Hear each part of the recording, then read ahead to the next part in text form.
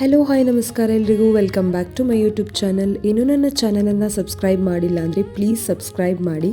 ಇವತ್ತು ನನ್ನ ಮನೆಗೆ ಒಬ್ಬರು ಗೆಸ್ಟ್ ಬರ್ತಿದ್ದಾರೆ. ಯಾರು ಅಂದರೆ ನನ್ನ ಕಸಿನ್. ಸೊ ಇವಳದು ಎಂಗೇಜ್ಮೆಂಟ್ ಇತ್ತು ಲಾಸ್ಟ್ ವೀಕ್. ಎಂಗೇಜ್ಮೆಂಟ್ ಎಲ್ಲ ಮುಗಿಸ್ಕೊಂಡು ಬೆಂಗಳೂರಿಗೆ ಬಂದಿದ್ದಾಳೆ. ನನಗೆ ಫಂಕ್ಷನಿಗೆ ಹೋಗ್ಲಿಕ್ಕಾಗಲಿಲ್ಲ, ಅದಕ್ಕೋಸ್ಕರ ಅವಳು ನನಗೆ ಏನೋ ಸ್ವೀಟ್ ತಂದು ಕೊಟ್ಟಿದ್ದಾಳೆ. ಹಾಗೆ ಫಂಕ್ಷನ್ ಎಲ್ಲ ಹೇಗಾಯಿತು ಏನು ಅಂತ ಎಲ್ಲ ಮಾತಾಡ್ತಾ ಇದ್ವಿ. ನೆಕ್ಸ್ಟ್ ಇಯರ್ ಮದುವೆ ಡೇಟ್ ಎಲ್ಲ ಫಿಕ್ಸ್ ಆಗಿದೆ ಅಂತೆ. ಹಾಗೆ ಅವಳು ಬಂದಿದ್ಲಲ್ವ, ಅವಳಿಗೆ ಏನಾದರೂ ಸ್ವೀಟ್ ಮಾಡುವ ಅಂತ ನಾನಿಲ್ಲಿ MTRದು ಗುಲಾಬ್ ಜಾಮೂನ್ ಪೌಡರ್ ತೊಗೊಂಡಿದ್ದೇನೆ. ಸೊ ಇದಕ್ಕೆ ಪೌಡರಿಗೆ ಬೇಕಾದಷ್ಟು ನೀರನ್ನು ಕೂಡ ಹಾಕ್ಕೊಂಡು ಚೆನ್ನಾಗಿ ಮಿಕ್ಸ್ ಮಾಡ್ತಾ ಇದ್ದೇನೆ.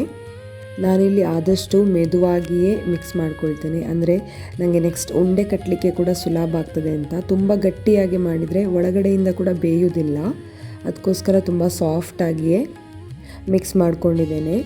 ಸೊ ಈ ಥರ ಎಲ್ಲ ಒಂದೊಂದೇ ಉಂಡೆ ಮಾಡಿ ಎಣ್ಣೆ ಬಿಸಿಯಾದ ನಂತರ ಎಣ್ಣೆಯಲ್ಲಿ ಹಾಕ್ಕೊಂಡು ಫ್ರೈ ಮಾಡ್ತಾ ಇದ್ದೇನೆ.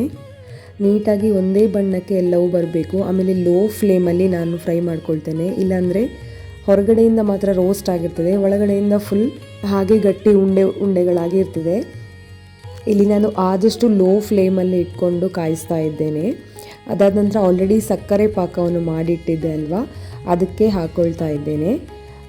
ಹಾಗೆ ಒಂದು 20-25 ಗುಲಾಬ್ ಜಾಮೂನ್ ಆಗಿತ್ತು. ನಾನು ಎಲ್ಲ ತಿಂಡಿಗಳನ್ನು ಮಾಡಬೇಕಾದ್ರೂ ಸಹ ಕೊಕೊನಟ್ ಆಯಿಲನ್ನೇ ಯೂಸ್ ಮಾಡ್ತೇನೆ, ಸನ್ಫ್ಲವರ್ ಆಯಿಲ್ ಯೂಸ್ ಮಾಡೋದಿಲ್ಲ ನಾನು. ಸೊ ಫೈನಲಿ ನಮ್ಮ ಗುಲಾಬ್ ಜಾಮೂನ್ ರೆಡಿ ಆಯಿತು. ಅದಕ್ಕೆ ಸ್ವಲ್ಪ ಗಾರ್ನಿಷಿಗೆ ಅಂತ ನಾನು ಏಲಕ್ಕಿಯನ್ನು ಆ್ಯಡ್ ಮಾಡಿದ್ದೇನೆ. ಸೊ ಟೇಸ್ಟ್ ಕೂಡ ತುಂಬ ಒಳ್ಳೆಯದಾಗಿತ್ತು, ತುಂಬ ರುಚಿಯಾಗಿತ್ತು. ಅದಾದ ನಂತರ ನನಗೆ ಚಟ್ಟಂಬಡೆ ಮಾಡಬೇಕು ಅಂತ ಅನ್ನಿಸ್ತು. ಅದಕ್ಕೋಸ್ಕರ ನಾನು ಆಲ್ರೆಡಿ ಕಡಲೆಬೇಳೆಯನ್ನು ನೀರಿನಲ್ಲಿ ನೆನೆಸಿಟ್ಟಿದ್ದೆ. ಸೊ ನಂತರ ಅದಕ್ಕೆ ಮಿಕ್ಸ್ ಮಾಡಲಿಕ್ಕೆ ಇಲ್ಲಿ ನಾನು ಶುಂಠಿ, ಕರಿಬೇವು, ಕಾಯಿ ಮೆಣಸು, ಕೊತ್ತಂಬರಿ ಸೊಪ್ಪು, ಪುದೀನ ಸೊಪ್ಪು ಹಾಗೂ ಒಣ ಕೊಬ್ಬರಿಯನ್ನು ಕಟ್ ಮಾಡಿ ಇಟ್ಕೊಂಡಿದ್ದೇನೆ. ಈಗಾಗಲೇ ನೆನೆಸಿಟ್ಟ ಕಡಲೆಬೇಳೆಯು ಚೆನ್ನಾಗಿ ನೆಂದ ನಂತರ ಒಂದು ಮಿಕ್ಸಿ ಜಾರ್ಗೆ ನಾನು ಇದನ್ನು ಹಾಕ್ಕೊಳ್ತಿದ್ದೇನೆ. ಎಷ್ಟು ಬೇಕೋ ಅಷ್ಟು ಒಂದು ಸಲಕ್ಕೆ ಹಾಕ್ಕೊಂಡು, ಅದಾದ ನಂತರ ಇದಕ್ಕೆ ಉಪ್ಪು, ಒಣಮೆಣಸು, ಅರಶಿನ, ಸ್ವಲ್ಪ ಇಂಗನ್ನು ಕೂಡ ಹಾಕ್ಕೊಳ್ತಾ ಇದ್ದೇನೆ. ಅದಾದ ನಂತರ ಇದನ್ನು ಚೆನ್ನಾಗಿ ರುಬ್ಕೊಳ್ಬೇಕು. ರುಬ್ಬಿದ ಮಸಾಲೆಗೆ ಒಣ ಕೊಬ್ಬರಿ, ಆಮೇಲೆ ಆಲ್ರೆಡಿ ನಾನು ಏನಿಲ್ಲಿ ಕಟ್ ಮಾಡಿ ಇಟ್ಕೊಂಡಿದ್ದೇನೆ ಇದನ್ನೆಲ್ಲ ಹಾಕಿ ನಾವು ಚೆನ್ನಾಗಿ ಮಿಕ್ಸ್ ಮಾಡ್ಕೊಳ್ಬೇಕು. ನಾನು ಆಲ್ರೆಡಿ ಕಾಯಿ ಮೆಣಸು ಹಾಕಿದ್ರಿಂದಾಗಿ ಇಲ್ಲಿ ಒಣಮೆಣಸನ್ನು ನಾನು ಜಾಸ್ತಿ ಯೂಸ್ ಮಾಡಲಿಲ್ಲ.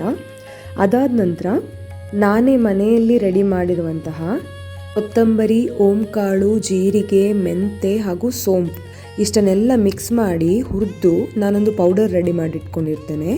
ಸೊ ಇದನ್ನು ಕೂಡ ನಾನು ಇದಕ್ಕೆ ಹಾಕ್ಕೊಳ್ತಾ ಇದ್ದೇನೆ. ಹಾಕ್ಕೊಂಡು ನಾವು ಚೆನ್ನಾಗಿ ಮಿಕ್ಸ್ ಮಾಡಬೇಕು. ನೆನೆಸಿಟ್ಟ ಕಡಲೆಬೇಳೆಯನ್ನು ಮಿಕ್ಸಿಯಲ್ಲಿ ಹಾಕಿ ರುಬ್ಬುವಾಗ ನಾನಿಲ್ಲಿ ಸ್ವಲ್ಪ ಸಹ ನೀರು ಹಾಕಲಿಲ್ಲ. ನೀರು ಹಾಕದೇ ಇದ್ದದ್ರಿಂದಾಗಿ ನನಗಿಲ್ಲಿ ಉಂಡೆಗಳನ್ನು ಕಟ್ಟಿ ಎಣ್ಣೆಯಲ್ಲಿ ಬಿಡಲಿಕ್ಕೆ ತುಂಬ ಸುಲಭ ಆಗ್ತದೆ. ನೀರು ಹಾಕಿದರೆ ಮಾತ್ರ ನೀಟಾಗಿ ಉಂಡೆಗಳು ಬರುವುದಿಲ್ಲ. ಈಗ ನಾನಿಲ್ಲಿ ರೆಡಿ ಎಲ್ಲ ಮಾಡಿ ಇಟ್ಕೊಂಡದನ್ನು ಒಂದೊಂದಾಗಿ ಕಾದ ಎಣ್ಣೆಯಲ್ಲಿ ಬಿಡ್ತಾ ಇದ್ದೇನೆ. ಇದಕ್ಕೂ ಕೂಡ ಅಷ್ಟೇ, ನಾನು ಆದಷ್ಟು ಕೊಕೊನಟ್ ಆಯಿಲನ್ನೇ ಯೂಸ್ ಮಾಡೋದು. ಕೊಕೊನಟ್ ಆಯಿಲಲ್ಲಿ ಯೂಸ್ ಮಾಡಿದರೆ ಅದೊಂಥರ ಪರಿಮಳವೇ ಅದರದ್ದು ತುಂಬ ಒಳ್ಳೆಯದಿರ್ತದೆ ಆಯಿತಾ. ನಾವು ಮಂಗಳೂರಿನವರಾದ ಕಾರಣ ಆಲ್ಮೋಸ್ಟ್ ನಾವೆಲ್ಲರೂ ಕೂಡ ಕೊಕೊನಟ್ ಆಯಿಲನ್ನೇ ಯೂಸ್ ಮಾಡ್ತೇವೆ.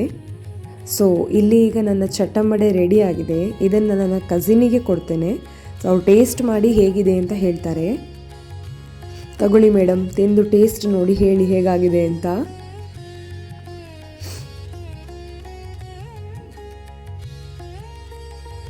ಓಕೆ, ನಿಮಗೆ ಗೊತ್ತಾಯ್ತಲ್ವಾ ನಾನು ಮಾಡಿದ ಚಟ್ಟಂಬಡೆ ಹೇಗಾಗಿತ್ತು ಅಂತ ಹೇಳಿ. ಸೊ ನೀವು ಕೂಡ ಇದನ್ನು ಮನೆಯಲ್ಲಿ ಟ್ರೈ ಮಾಡಿ. ಹಾಗೆ ಈ ವಿಡಿಯೋ ನಿಮಗೆ ಇಷ್ಟ ಆಗಿದರೆ ನನ್ನ ಚಾನಲನ್ನು ಲೈಕ್, ಕಮೆಂಟ್, ಶೇರ್, ಸಬ್ಸ್ಕ್ರೈಬ್ ಮಾಡೋದನ್ನು ಮರಿಬೇಡಿ. Thank you so much.